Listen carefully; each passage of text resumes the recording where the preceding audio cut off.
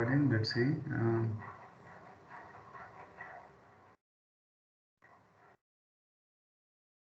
Okay, I think people are still trying to sign up for the course.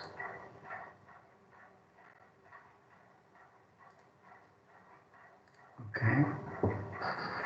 All right. So let me share my screen.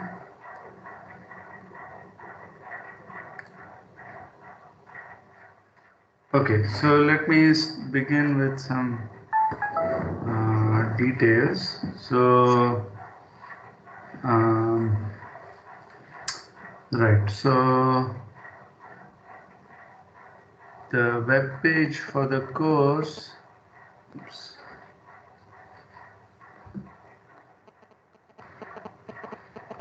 Is whatever math.isc.ac.in / tilde my first name. This is all case sensitive. Slash, oh, what's it? No, that is it. Yeah, here. So MA319. I need not have written. Okay, never mind. This is all case sensitive. Okay. And the class timings are, as you know, Tuesday, Thursday, 11:30 a.m. to 1 p.m.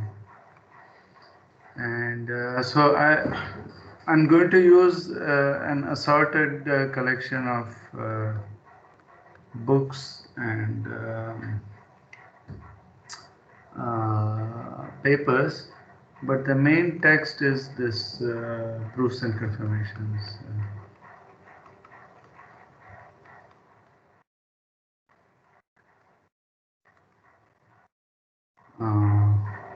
By Bruce Lee.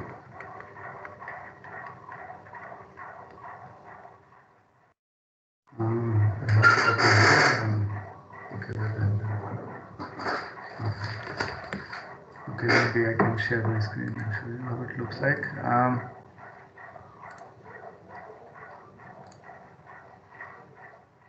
So this is the book. Can you see it?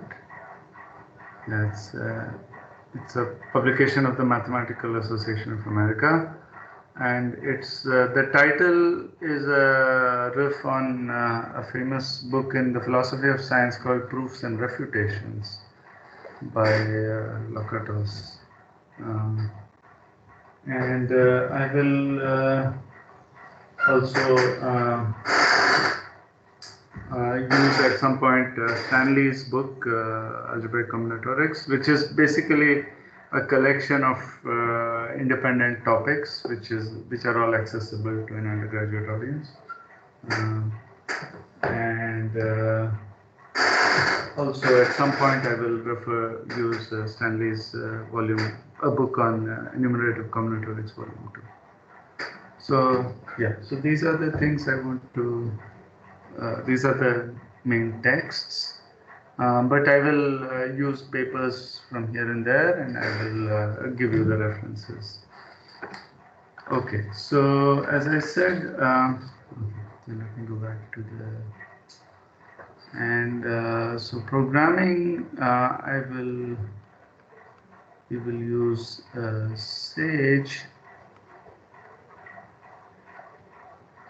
and I will introduce you to Sage just right now. And as I have written on the web page, the prerequisites for the course is not much. Some basic linear algebra and group theory.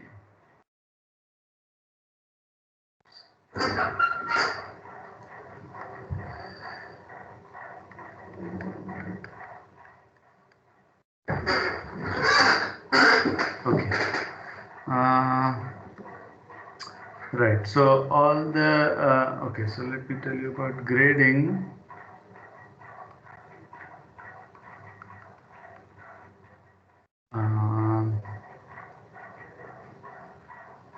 So homeworks, I expect to count for 40%. I will make, okay, so let me count. Mid-sem will be 30%. One mid-sem will be 30% and a final will also be 30%. And there could be a project component which I'm not sure at the moment. So we will see as and when the semester takes shape. By the way, how many? Okay, so maybe I should ask. Oh, there's some question, is it? No. Okay. So 2 of you don't have access to a computer. So if you're crediting it, then I would ask you to reconsider, because as I said, I want to make programming an essential part of the course. So 22 people have voted. There are 26 people, okay, not counting me. There are 25 people. So 3 people have not yet voted. So please vote. And we have 22 responses in both. Okay, and how many of you are on campus? Actually, I wanted to ask that. Okay, so let me create another.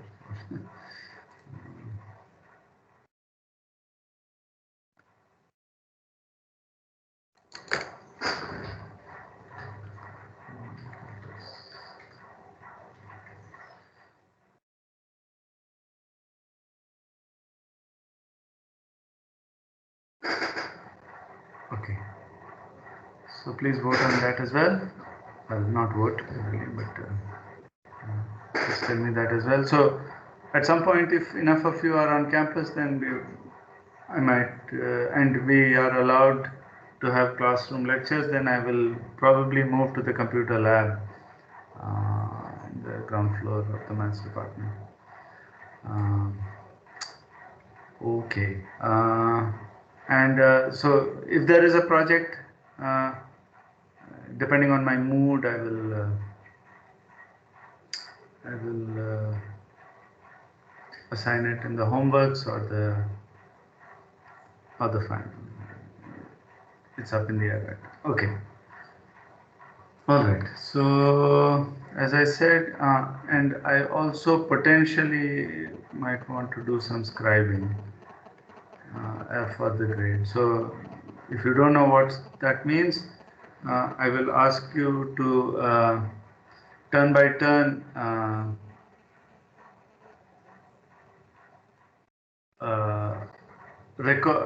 make notes of the class in LaTeX, and I'll give you credit for that. So once we know how many people are there, who's crediting what, then I'll give you credit also for doing this. So I think, are you going to provide us with the lecture notes? Yes. So whatever lecture notes I put here, I will post them in the Teams files section. Okay.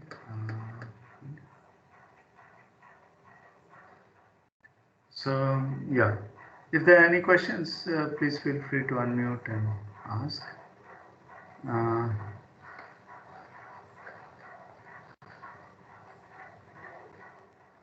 Or you can post it in the chat. Right, what else? As I said, homeworks will be mixture of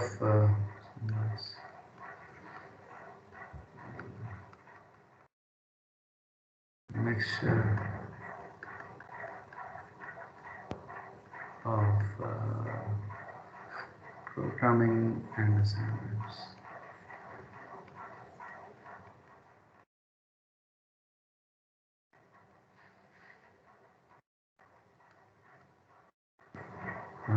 Okay. Right.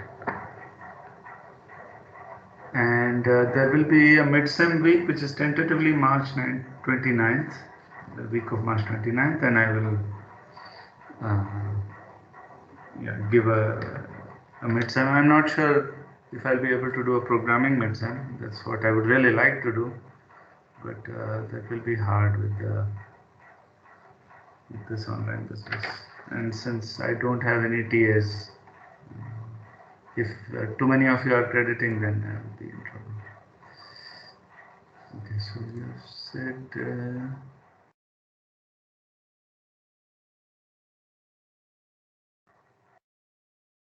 Okay, so 15 of you are planning to credit, so that might be able to handle that. Okay, so let me go to Sage. So this is the. Oh yes.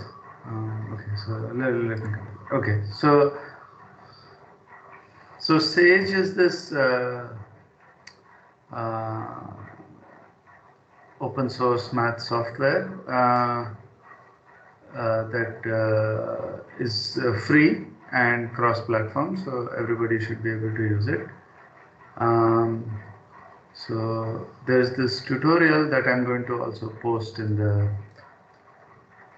the file section of Teams. By the way, as I said, feel free to interrupt me, and also if there's a problem with the connection, also please do stop me, because I'm right now speaking to the wall, so I will not know if there is any connection problem in the connection. Okay, so Sage. So as you might know, there are many closed source mathematical packages available, computer algebra packages, Maple, Mathematica, Magma, MATLAB. So these are all expensive actually, and they're getting costlier by the year. So Sage is so in contrast to these softwares which are developed by professional developers with an explicit mandate of making money, Sage is designed by mathematicians for mathematicians. So it was started by William Stein, who was a number theorist, and I think at University of Washington, and he quit to become a full-time developer for Sage. Okay, so right, so this PDF I'll share with you, and you can try out all the commands. So someone else has.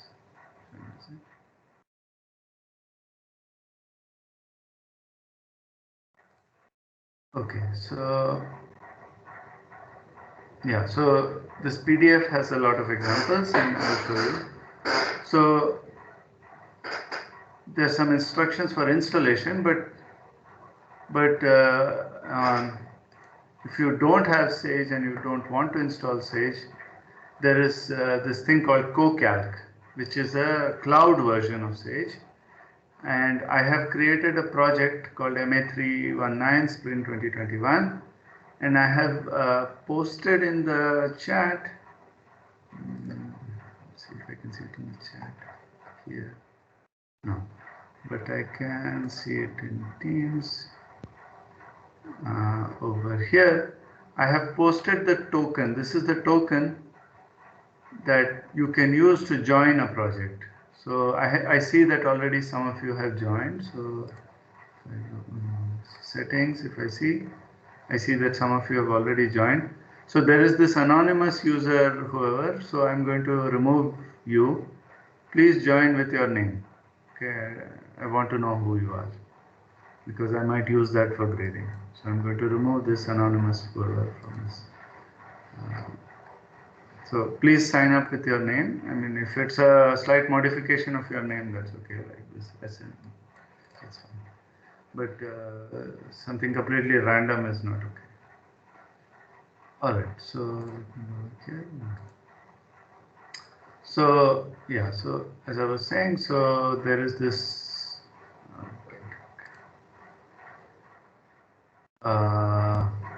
Yeah, so there's this way of installing Sage. I have Sage on my computer, and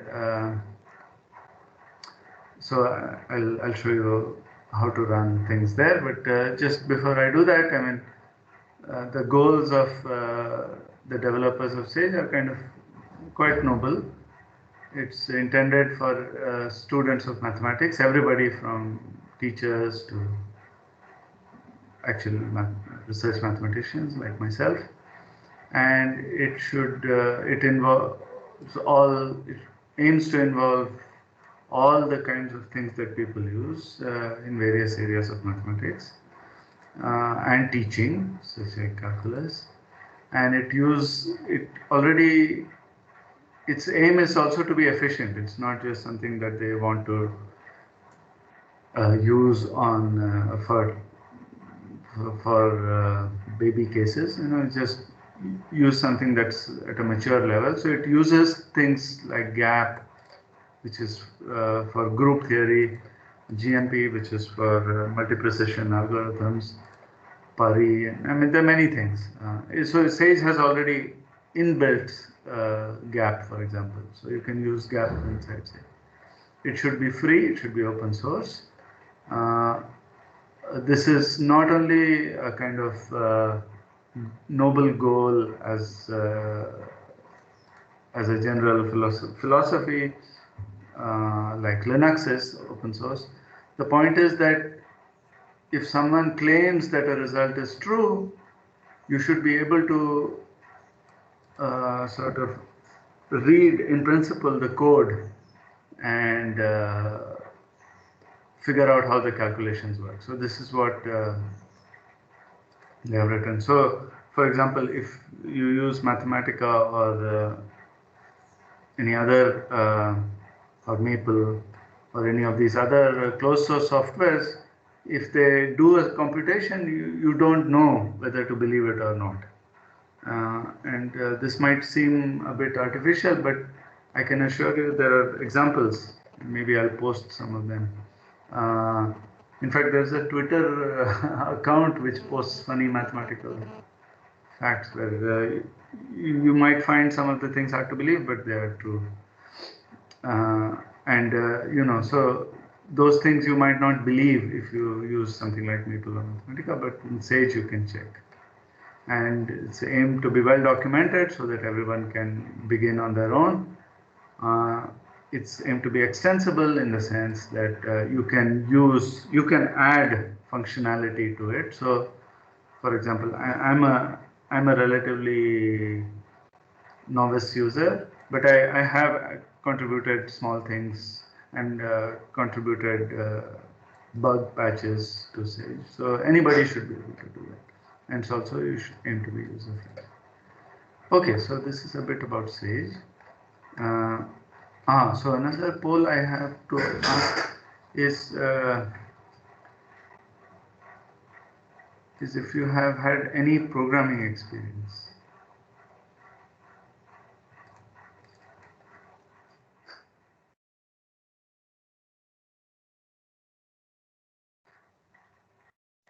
Anything is okay. C, Java, Python. Python would be ideal because Sage is built on Python, but anything is okay. So yeah, please vote on this as well. I want to know if I can go fast on this. So, the reason I'm asking this is because I want to know if you have basic ideas of loops, of conditionals, data types.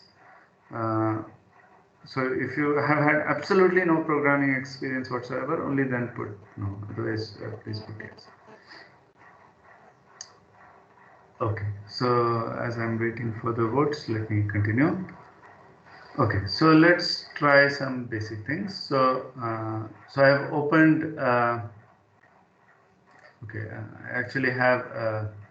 Okay, this is just for fun. I wanted to show you what Sage can do. So this is a widget that aims to show you how the Taylor series of e to the minus x sine x improves how the so So e to the minus x sine x is this curve in blue, and to first order it's a line, so that's x. And now I'm going to increase the order. When I do 2, I get this parabola, and then when I do 3, I get this cubic, and then it doesn't change much in the quartic except it shows you the, oh no, it doesn't change at all. There's no fourth order term. The fifth order term, it again changes. So you can see it's getting better and better. So this is the kind of thing you could show in your calculus course. I mean, if you're teaching in your calculus course, you can see it's getting better and better. Of course, no polynomial will.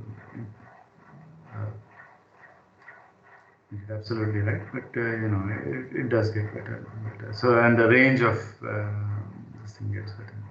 Anyway, okay, this is just something to show you. So this, by the way, is Jupyter. So it's Jupyter is a notebook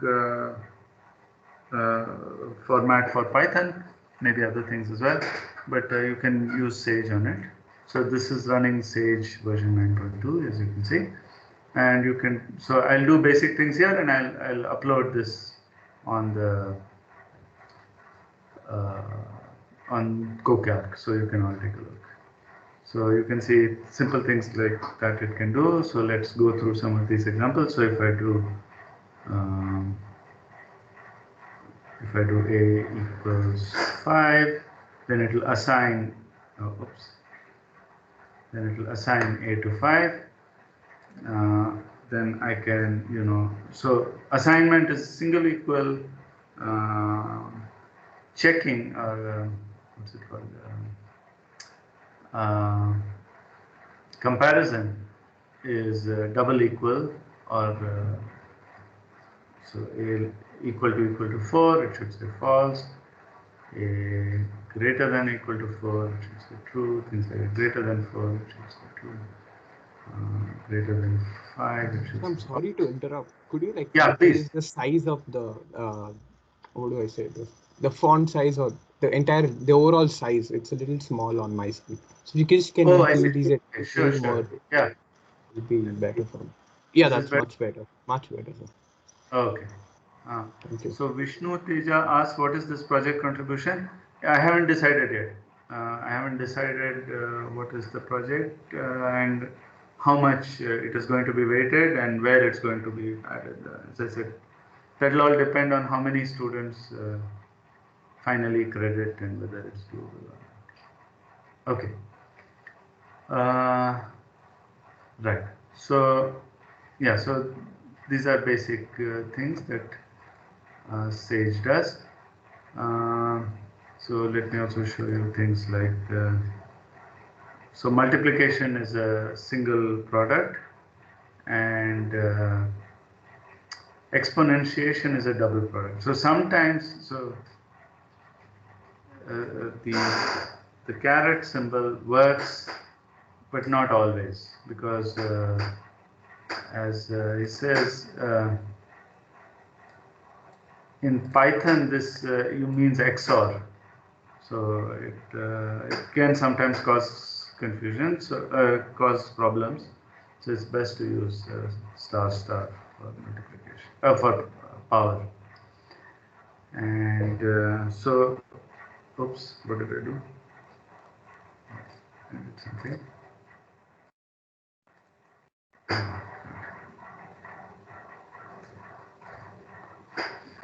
So, yeah, so if I do, as in the example, if I do 20 by 4, it will automatically correct it to 5 by 2, but it will not do whatever 2.500. That it will not do, and I'll explain why. So 10 by 3, it should just leave it as is. Okay, and this has to do with types. I'll explain. Okay, so there are many things. So okay, let's just do a few. So square root of 10. It will not do, but if I do square root of 10.0, it will do it. So the point is that square root of 10, it treats 10 as an integer, and then it treats it sort of thinks of square root of 10 as a formal object. But if I do 10.0, then it thinks of this as a real number, a floating point number, and then it will return a floating point number. So this is has to do with types. That's what I said. So this is another example. So sine of pi by 3, it will evaluate formally, because it knows what pi is. So okay, so let me do that. So pi doesn't treat it as anything different, but if I do n of pi, it will return to whatever, and you can say how many decimal places. Oops. Okay, I messed up with that. No, that's right. Okay, so I have, okay, so here's good. Now that I've goofed up, let me see what the syntax is. So I have to say digits equal to 10. So, okay, so let's do that again.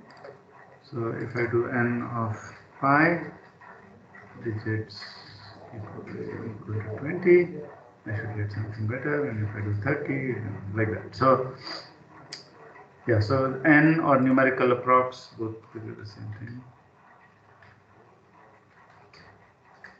Okay. Right. So just to show you how things work.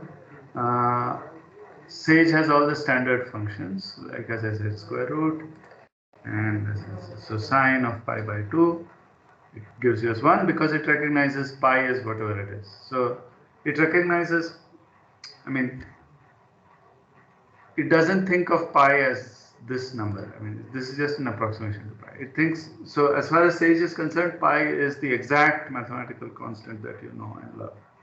Okay, so sine of pi by 2 is exactly what it is.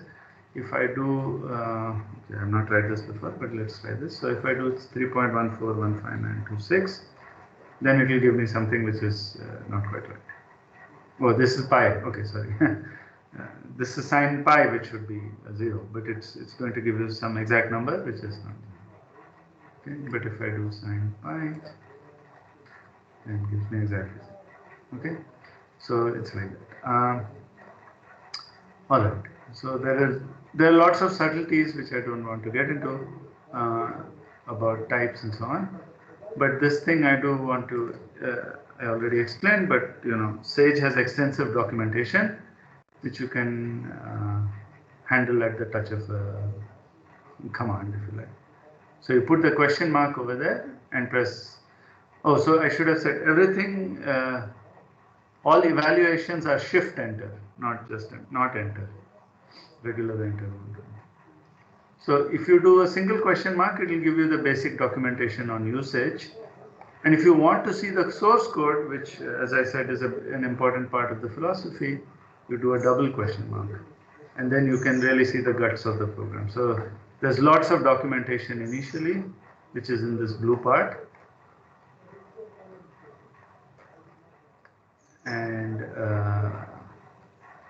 And here's the actual function. So you can see that it uses maxima inside. Okay. So so you can do other functions. Sage has Sudoku puzzles built inside, for example. So you can print out a Sudoku puzzle, you can solve it. Okay, so let's come to functions. So an important part of programming is to write functions.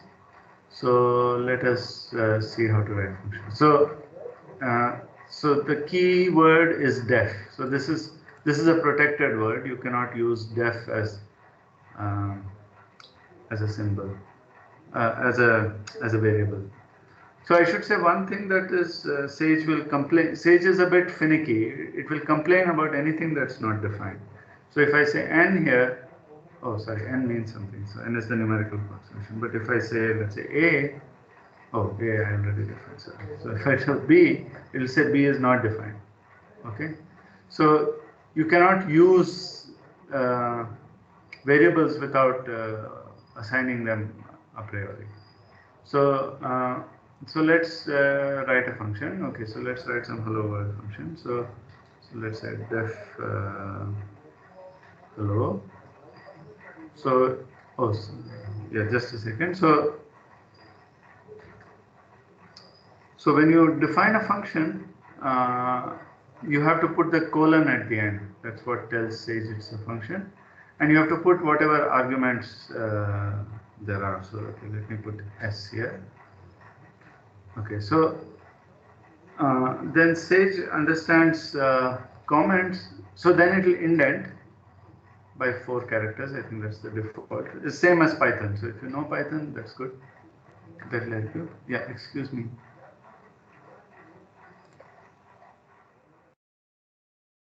Excuse me, earlier you mentioned the... Yeah, so I disapproved an anonymous candidate because I don't know if that person is from this class or not. But why is this such an important question? No? Anyway, okay, so as I was saying, so let's do hello. So as I said, Sage will automatically indent once there is a colon. Python will. So okay, so let's say prints. So this is the documentation. So prints hello world. Okay. So now let me type. So print I think is a command.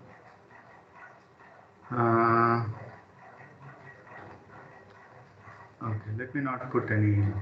Let me not take any variables. So let's say print hello world.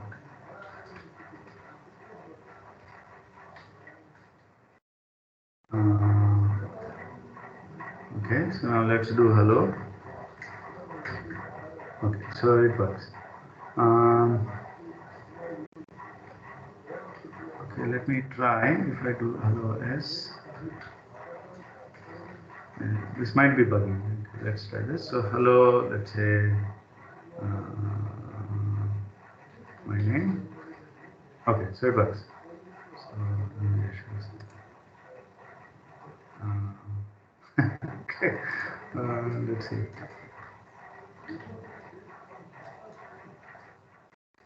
Okay, so something like that. Okay, so this is a basic construct of a program. We can okay, so let's maybe write a program to check if a number is prime or not. So that is prime and okay, maybe I'll come to that later. Okay, so right, so here let's look at some silly program. So this program is even, returns true if a number is even and false if a number is odd. So let's understand how this syntax of this. So return is the answer. So n percentage 2 is n mod 2. So I didn't explain that, but here. So 10 percentage 3 is 10 mod 3 remainder. You can also write mod. So you can write.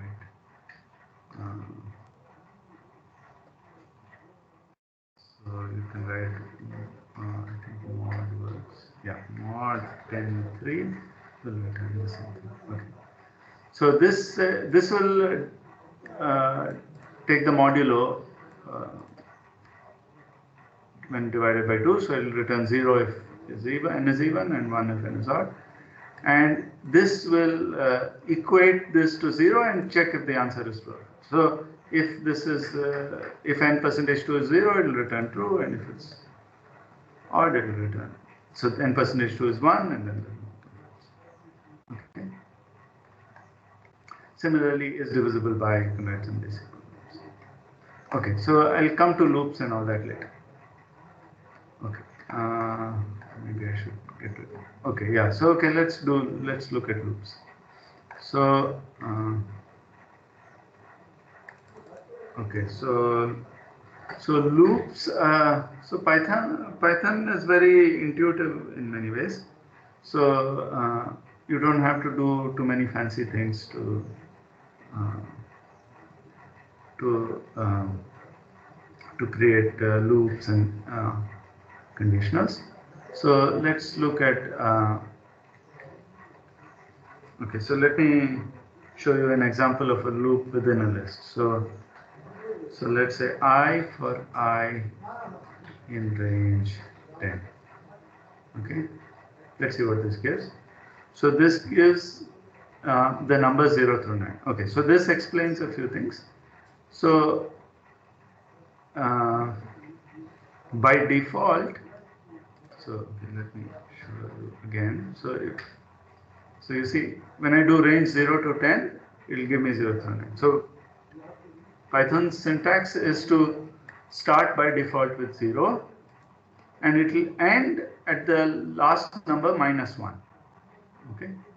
So in this case, if so it will go up to 9. Okay, so this is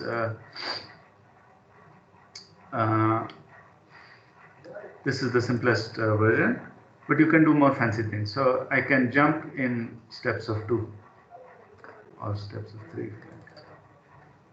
Okay, and I can start from 1. And if I want to go up to 10, then I can do steps of 3. Okay, so this gives me the number 1 to 10. And if I want to check if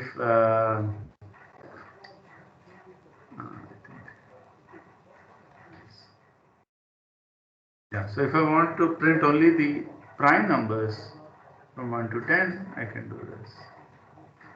Okay, so now let me do 100. So these are the first 100 prime numbers among the first 100. Okay, and then I can do, well, I already did something more complicated, but if I can do I percentage 3 equal to 1. Okay, 100 is maybe too much. So maybe, oops.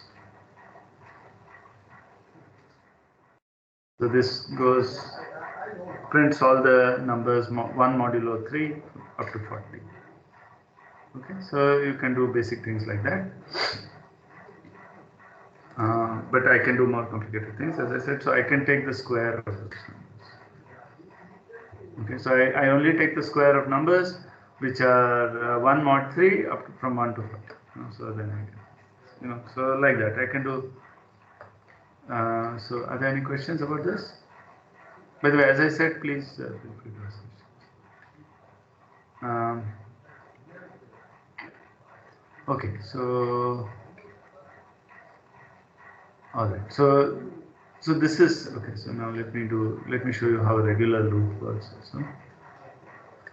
So for loops or conditionals, you have to add a colon. So if you have done C or Python or something, there are all these extra braces and all that. Python is cleaner in that sense because it only recognizes things by indentation. Okay, so let us write this kind of program. Let us just print these numbers in a more boring way. So for I in range 1 to 41, so then I put a colon and it will automatically indent the next line so that it will go one level inside. Okay, let me start. So let me create an empty list. So if mod of I3 is 1, then L plus equal to is the same as in C. It will add to the list, and I will add I squared. Okay, and now I want to go back. So now I want the conditional to end.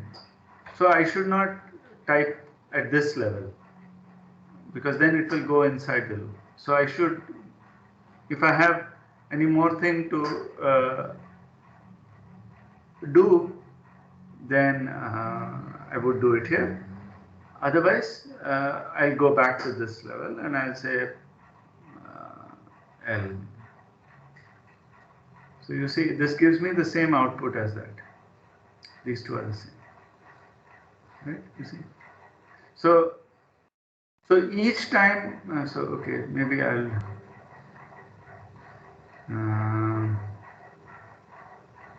I think this will work. No, so there is a complicated way of having if else here, but okay, let me not do it there. Let me do it here. Else, again colon, L plus equal to minus I. Let me go to 21 just to minimize my screen. So you see, I'll get negative of numbers otherwise, and I mean, yeah, okay. I think I'm explaining too much. It's kind of obvious. Okay, so as I said, I will share. Okay, good. So this shows you how to write basic syntax. Okay, so now let me tell you a little bit about data structures. So here is the data structure. So the main thing is the list. It's the most useful data structure. It's a list, and as I showed you here, you can have lists like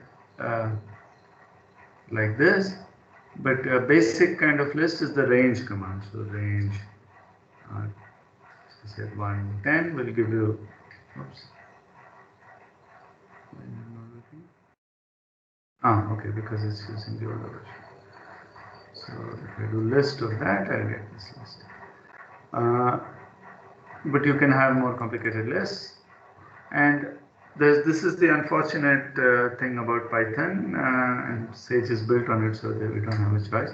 So the indexing starts from 0. So one has to get used to it. This is sometimes a bit of a pain. So if I say L is this list, or even that list over there. So if I do L of 1, I will get -2, which is the second entry. So one has to get used to starting with 0. Okay, so L of 0 is 1. But it's also intuitive in a sense. What do you think will happen if I do L of -1? You'll actually get -20 because it will start indexing from back. So -10 will give you the 10th number from here. Okay, but 10 will not give you the 10th number. It will give you the 11th number, which is the same in this case. Okay, that was a good question. Okay, fine. Right. Okay. Another class of objects, this is also important, requires a little more maturity. It's called a dictionary. A dictionary has an indexing set, which in this case, so in this, I can just copy paste this.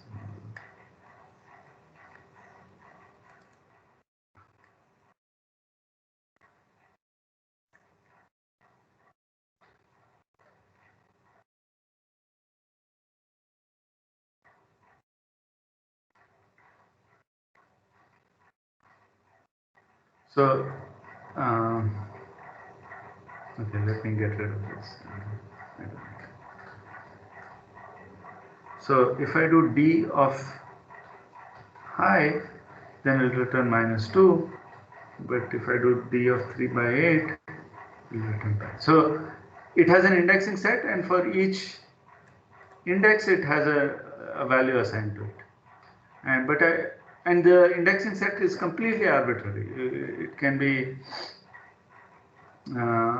numbers, strings, whatever, lists. It can be many things. There is some condition. There's some technical conditions, but let's not go there. And if I do D of 1, then it will give me an error because there's nothing. So this indexing set are called the keys. So 1 is not a key. So whereas even though high is a key and 3/8 is a key. So like that. Okay. So, okay, so there are various inbuilt programs in Sage. So, so Sage knows, if I do type, Sage knows that this L that I built earlier is an object of type list. So automatically Sage assigns a certain class of functions to it. These are called methods. So if I do L dot and I press tab, then it will show me what are the kinds of objects that it has associated to L. So I can count, for example, I can count how many times -2 appears in L. It appears only once. I can count how many times 2 appears in L, 0, and things like that. I can append, let's say, so what the next number would have been -21. So I can append that, and oops. Yeah. So now if I look at L, I have -21 appended. I can also delete, I think, or remove, is it? So I forget, so but I don't have to remember this. Oops. So I say remove.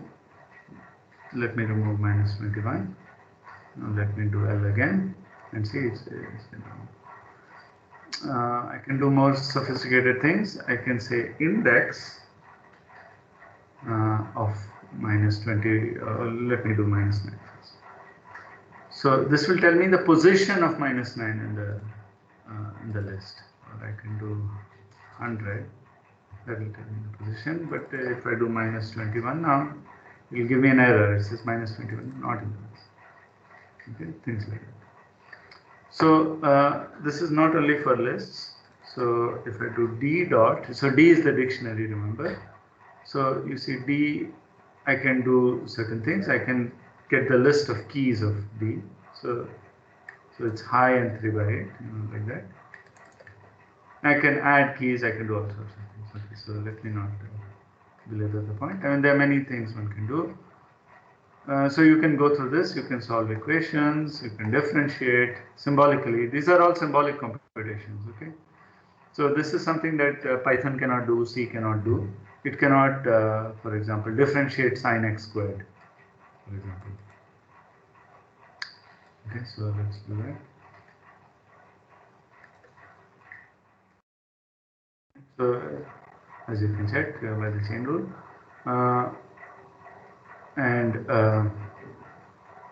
You can solve differential. Yes? We can't use that, right? Sorry? We didn't define x, right? Like we are able to use variables. Good point. Yes, good point. No. So the thing is, for function variables, okay. So let's see. So let's go back here. So u, okay. So that's a good point. So if I do u squared, it'll complain.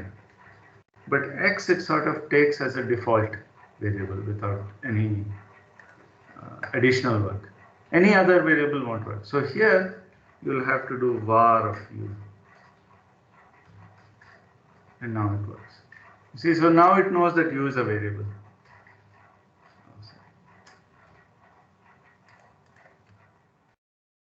Now it doesn't complain, but if I had used v or something, it will complain. V is not different. X it doesn't complain, but anything else it will complain. Y, Z, whatever. Okay, X is taken to be a kind of default variable. Yes, exactly. Okay, so you can solve differential equations to a certain extent and things like that. Okay, so it has all kinds of special functions built in. Plotting. This is a nice, powerful feature of Sage. So let me plot. So let me plot this x squared.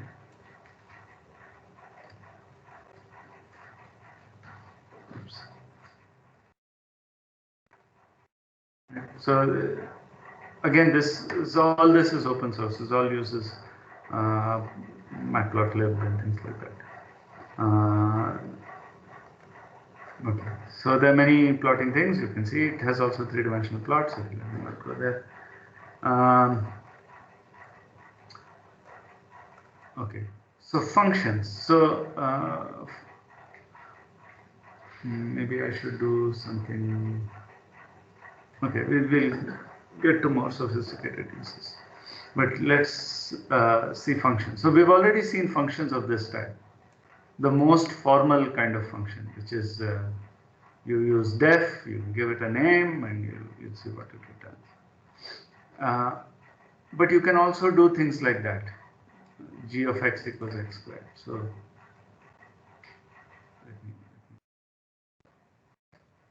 let me do both.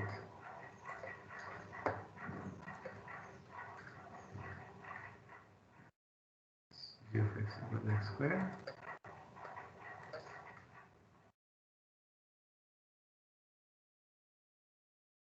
So here, if I do f, it will tell me that it's a function. If I do g, it will tell me that g takes x to x squared. So in both cases, so if I do f of 3 and g of 3, it will give me the right answer. Okay.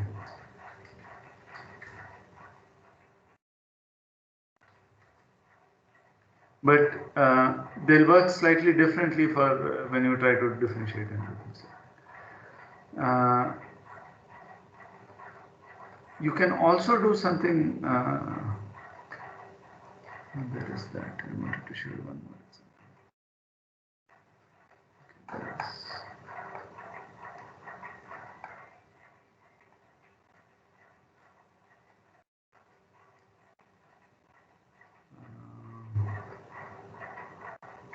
Okay, let me just do it. So if I say h is x squared, I should have used. So then, then I can't do h of 2. I can't do things. Oh, that's good. Okay. Well, seems like I can do it. Okay, now. Okay, so that was all about basic things. So now let's get into a little more mathematics. So when we are using objects in Sage or Python in general, we have to be careful of where the object lives. So this is related to this example that I showed you earlier when I did 10 by 4 and it gave me 5 by 2, not 2.5. And when I did square root of 10 without anything, it just returned square root of 10, whereas if I did square root of 10.0, it gave me an actual number. So this has to do with the place where the objects are defined. So rather than go into this detail, let me give an example. So we can do matrices. So you can define a matrix. So let's do a matrix. And so entries of a matrix are typically in a commutative ring. So the notation in Sage is a double capital letter for the bold symbol. So integers are z, zz, rationals are qq, reals are rr, and complexes are cc. So let's say I'll define a 3 by 3 ring of integers, and by default it will take them to be 0, 0, 0. Okay,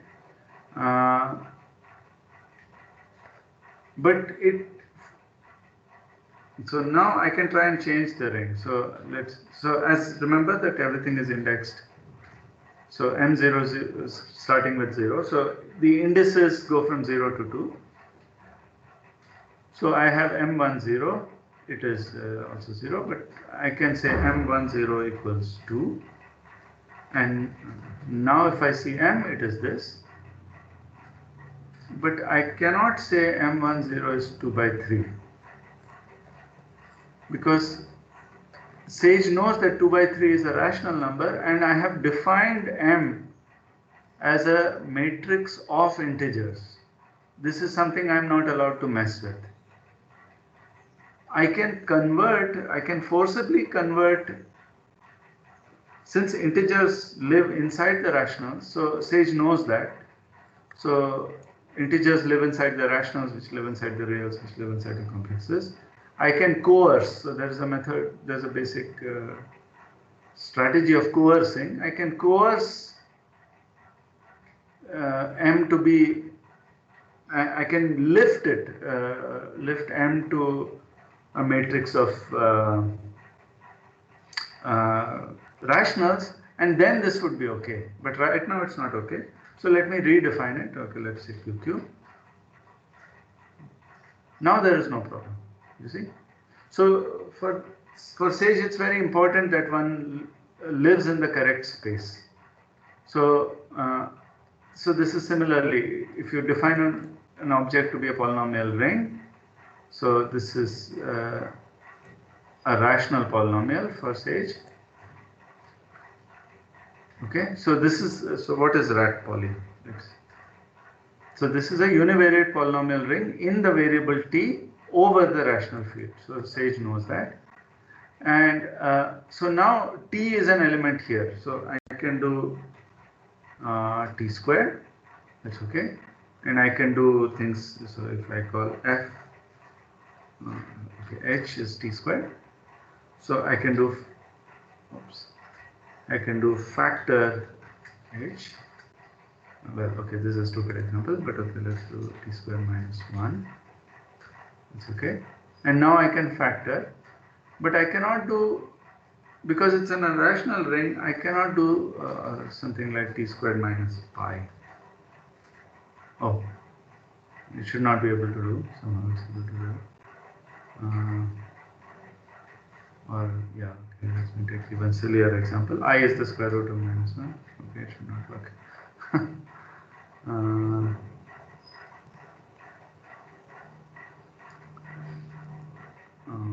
Okay, let me do t squared minus 2. Okay, so at least things that. So because I worked over the rational ring, it cannot factor this. But if I worked over the real ring, then it says what it is, and then if I do factor, it will give me root 2 up to this many degrees. But this is strange.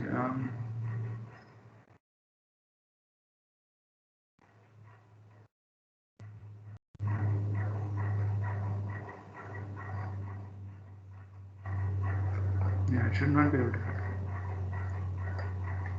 Because of this, so if I do pi, oops, pi in QQ,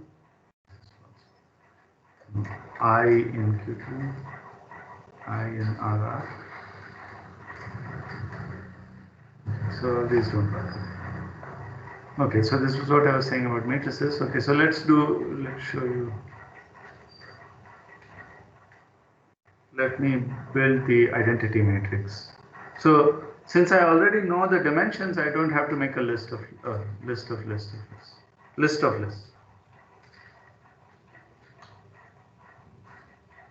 You see? So now I added 2, 3, and then this. But because Sage knows it's a 3 by 3 matrix, it will automatically indent it accordingly. So there are many ways of building lists and building matrices, for example. So let's look at the help and many examples. So you can use this function lambda, which will take ij to some function that you decide. So this will give a 3 by 3 matrix whose ijth entry is I minus j. So it's a Toeplitz kind of matrix. You can also do many things. I mean, you can use Pari and build a Hilbert matrix. You can build adjacency matrix of graphs. You can do all sorts of things. Okay, so linear algebra. You can also, yeah, so okay, good. So we already defined this funny matrix, right? So now let me show you. So once Sage knows that M is a matrix of rational entries, then it will automatically give you a large number of methods that it has inbuilt. So when you press dot and press tab, you can see enormous number of functions that are already built. So you can check, is this the zero matrix? No. You can check if you can find out the eigenvalues of them. You can see. So, okay, very good. Okay, so this is a nice example, coincidentally. So, is it diagonalizable? It's not diagonalizable because of this 2/3 over here. But it has all eigenvalues 1. So, but it's not the identity. Okay, so one can do many things like that. Okay, you can also look at eigens, left and right eigenspaces. So there are only 2 left eigenspaces because it's not diagonalizable. So it will tell you what the matrix basis. It will form the basis elements as a matrix. Let's look at the right. So the right you have these 2. It will show you in row form. Okay, polynomials, lots of things. Okay, we will need symmetric functions later, but maybe. Okay, maybe I should stop now. So, are there any questions? I mean, I've been. Anita asked. So, in one way L is being shown as horizontal, in another as vertical. So, it's just about size. So, if your size is small, it will show it as horizontal, but then at some point it just decides to show it as vertical. And you notice this thing gets highlighted. If I click on it, okay, so I'll show you a bigger example. So it'll make this list of a fixed window, and if I click on it, it will expand the whole thing. If I really want to see all the elements in one shot. Okay. Anyway, yeah. So these are the basic things about Sage. Any other questions? Okay. Okay. In the last whatever 20 odd minutes. By the way, any questions about administration? Usually forget some things to say. So if you have any questions, I can take that now. So the grading I will do on Teams itself. So I will post the assignments on Teams, and you will be asked to return the assignments there itself, and I will. So please upload everything as PDF, and then I will be able to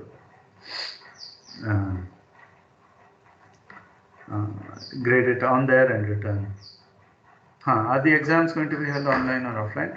Since until March 31st we are online, so exams will be online as far as at least the midsem I think will hold online.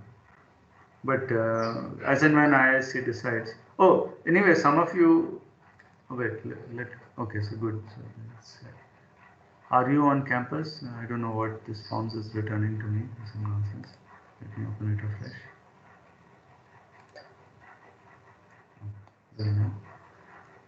So most of you are not on campus. So then, yeah, I think I'm forced to have it online. If IISc insists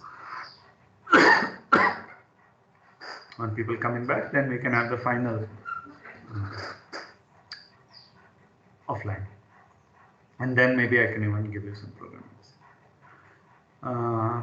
Okay, somebody else has a question.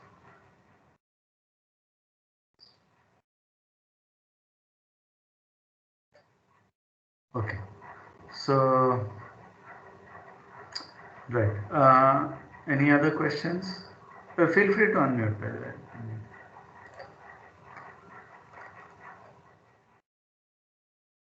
Okay, so yeah, so as I said, I'll post the tutorial in the files, and you can read as much as you like. Sage also has very good support for LaTeX. There's something called Sage Tech. Yeah, so it has many things which are useful for teaching and research. Okay, so if no, there are no questions. So by the way, have all of you? Let me see here. How many of you have?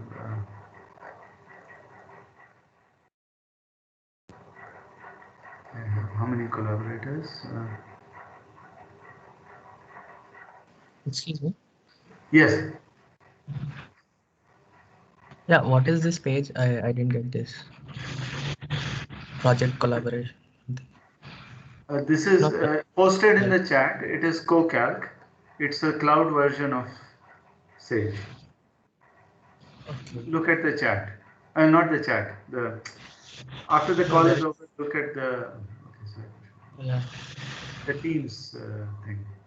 Okay. Okay. Okay. It's here. Okay. Yeah. I've sent and the token to join the project is. Mr. Chomsky is here. Okay. Any other questions?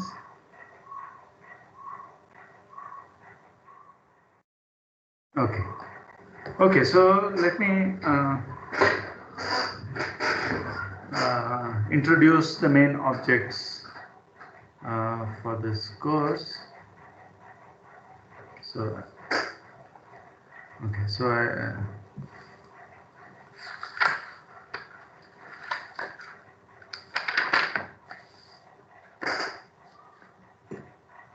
okay, so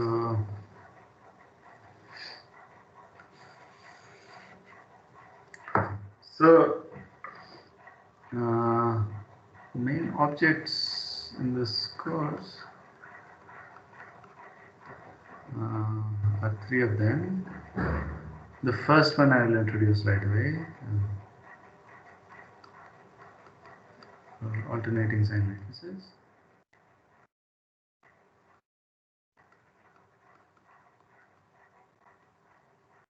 And the other are plane partitions. And the third class is two kinds of tilings, domino and lozenge tilings.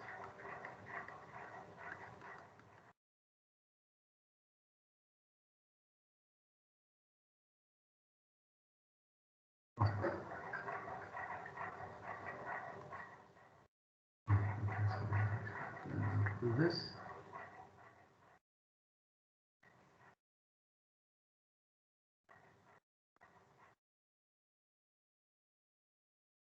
So these are all interrelated in beautiful and interesting ways, and you will see the interrelationship between these things.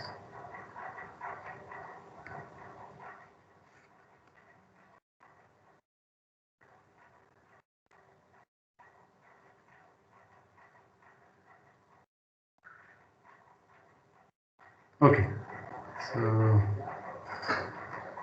so let's start with let me get to alternating sign matrices, the remainder of this class. So since I'm not sure of everybody's background, let's start with the basics. So recall that a permutation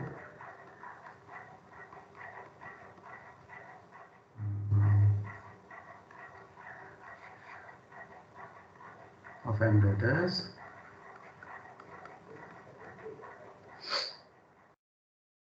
is a bijection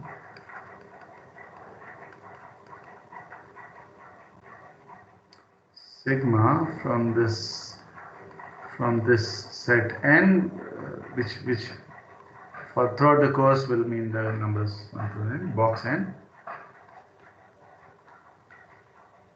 So it's a map from the set 1 through n to itself, which is a bijection. So again,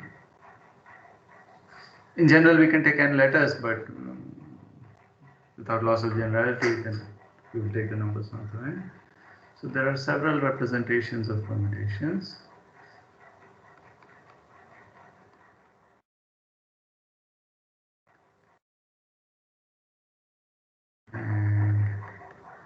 rather than going through everything formally, let me just do this by example. So consider example. Oh, okay, I should have said the set of all permutations. Okay, the set of all permutations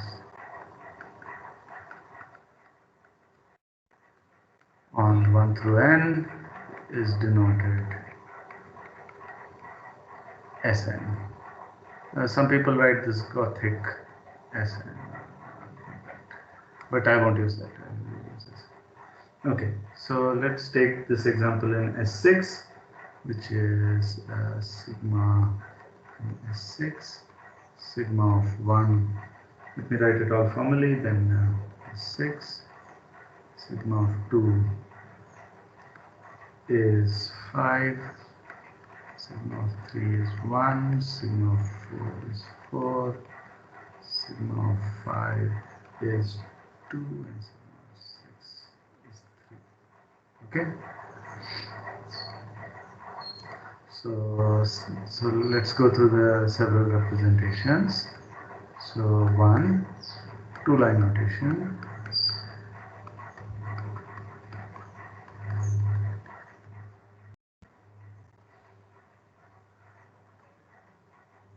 So you'll write 1 up to 6 in the top row, and then you'll write what goes there. So 6, 5, 4, 2, 3. This is one boring notation. It's kind of redundant because the first row is always the same. So then we come to 1-line notation.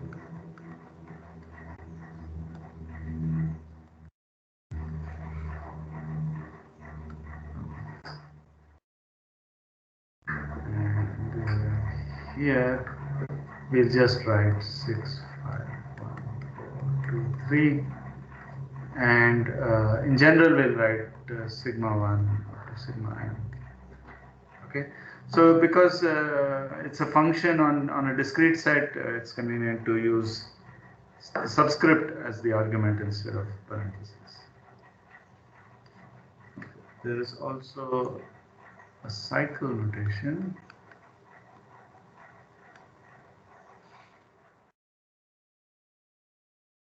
Where you start with 1 and then you see where 1 maps to. So 1 maps to 6. Then you see where 6 maps to. 6 maps to 3. You see where 3 maps to. 3 maps back to 1, so it's closed. It closes. Then you look at the lowest number that has not been mapped yet. So in this case is 2. So 2 maps to 5 and 5 maps to 2. So then this closes. Then the only thing remaining is 4. 4 maps to itself. It's a singleton. Okay. So this shows you how the function breaks up, how this permutation breaks up into cycles. And an even more condensed notation is to simply omit the singletons. The singletons are fixed points, so sigma of 4 is 4, right? So you can just omit them, and if you know the size of the permutation, then you can fill it. There's one more notation which I need now, which is the matrix notation, which is not very convenient, but let me just write it. Oh, sorry. So it's okay. So it's a 0-1 matrix.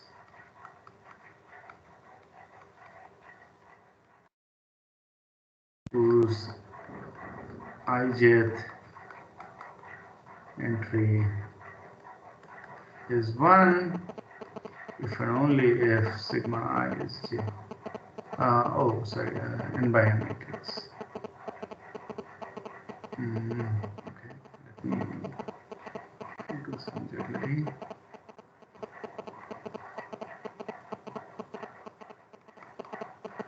So in this example, this is whatever it is.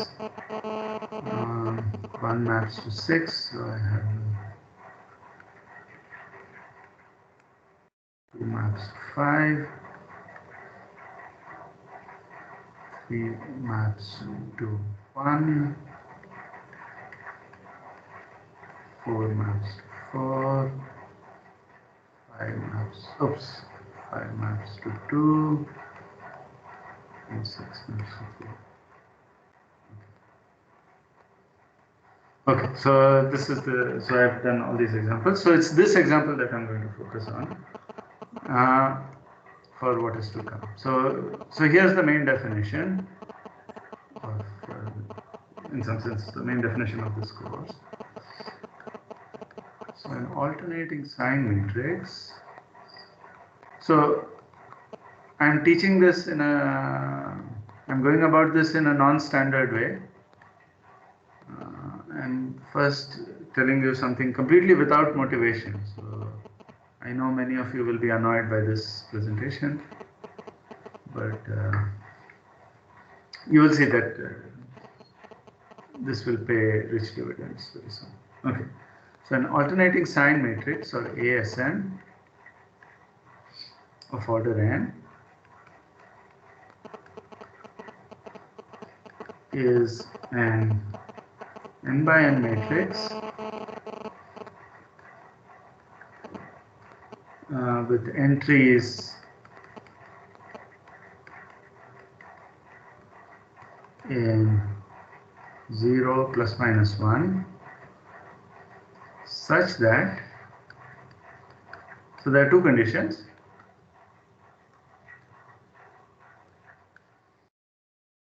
The sum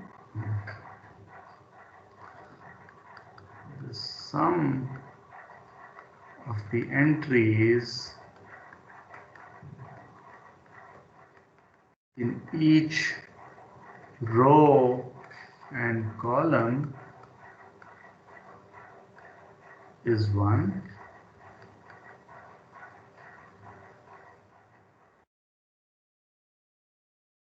and the non-zero entries, which is to say plus and minus 1, in each row and column alternate in sign. That is to say, as you read along every row and every column, you will see if you see a 1, then next you will see is a minus 1, then you will see a 1, and so on. So this seems like a completely arbitrary definition, I admit. But before class ends, I want to be able to. Oh no, it's not possible. Okay, fine. I'll just state it without motivating it. Okay, let's see how far. So here's an example. So 0, 1, 0, 0, 0, 0, 0, 0, 1, 0, 0, 0, 1, minus 1, 0, 0, oh sorry, 0, 1, 0, 0, 1, 0, 0, 0. So you see, these rows are all, they only have a single non-zero entry, so there is nothing to check about. And in part B, the part A guarantees that non-zero entry will be 1 if there's only 1. But look at the fourth row. As you go along it, you have to have 1, minus 1, 1. And similarly the second column. Okay, so this is an example of an alternating sign. This is one example. Another class of examples are all permutation matrices.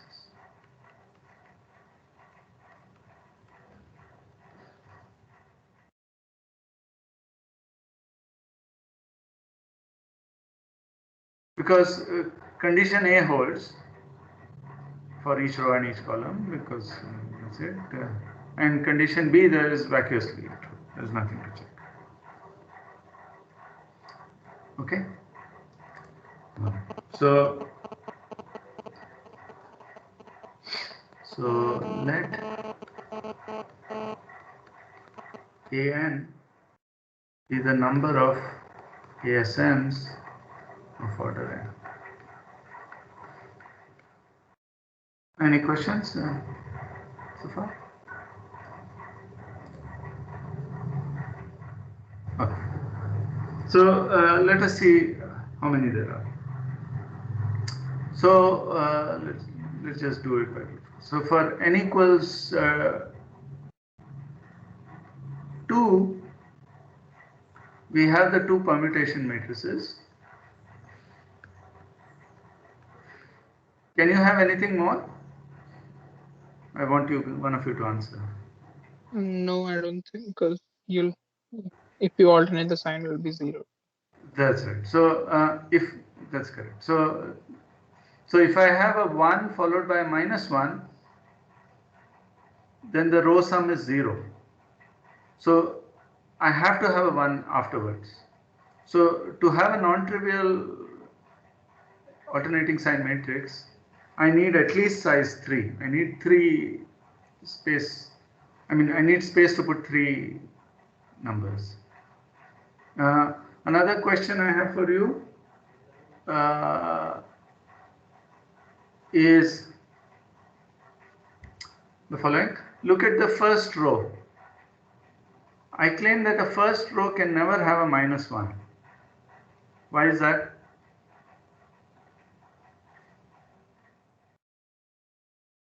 The column, like in whichever column the -1 appears, it will have a 0 or a -1 sum. That's right. Because the entries are alternating. That's right. So if exactly, so this is what Karthik is saying. So if I had in the first row, I had a -1 somewhere. So there's a -1.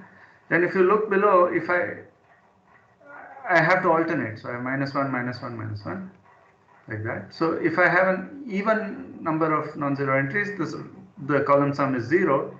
If I have an odd number, then the column sum is -1. In neither case is the column sum 1.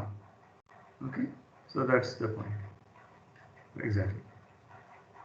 So you cannot have, so you will only have a single non-zero entry in each column. Okay, so let me write that fact. So fact,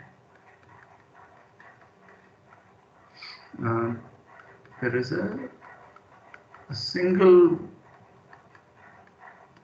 one and no -1s in the first row.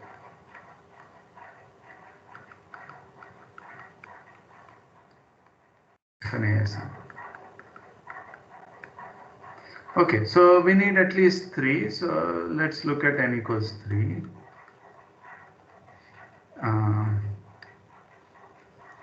So there are 6 permutation matrices. I'll not write all of them down.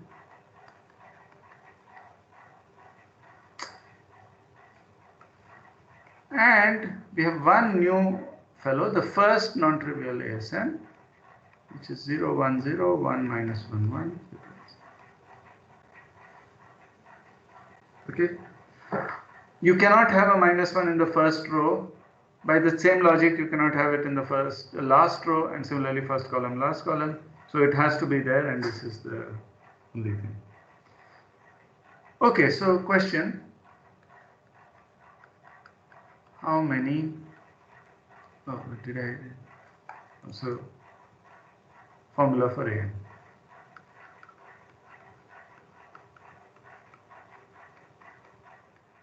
So let's get some data.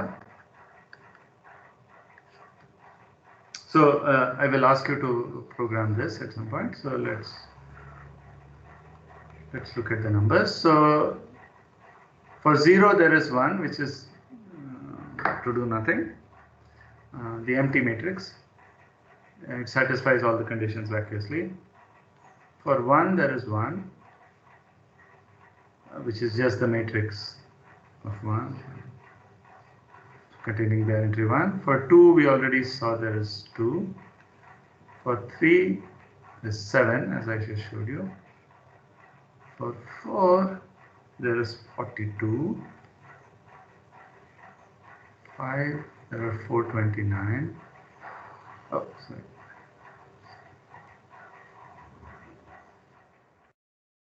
Let me do a couple more. 6 has 7,436 and 7 has 2 and more than 2 lakh. So you see it jumps very large, very quickly. Just for comparison, let me also to write n factorial over here. So this is 1, 1, 2, 6, 24, 120, 720. So you see that this number is growing much faster. Okay, so I think I'm sort of running out of time. So let me state the main theorem. So this is the alternating sign matrix theorem. This was a conjecture for a long time. This is an amazing formula for an. This is the product j equals 0 to n minus 1, 3j plus 1 factorial. That's factorial.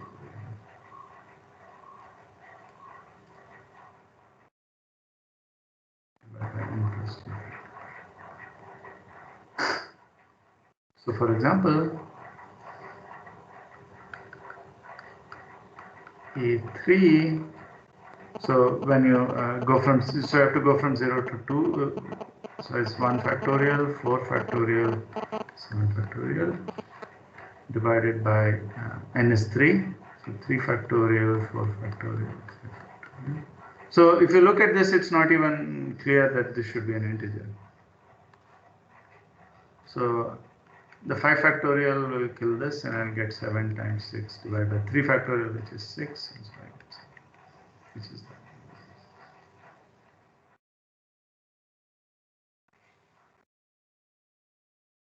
Okay. Okay, so I will motivate this. I'll first motivate the conjecture in the next course, in the next class, and I will. Okay, I wanted to show you a program for this also, but okay, we'll do it in the next class. I think I'm slightly over time. Are there any questions?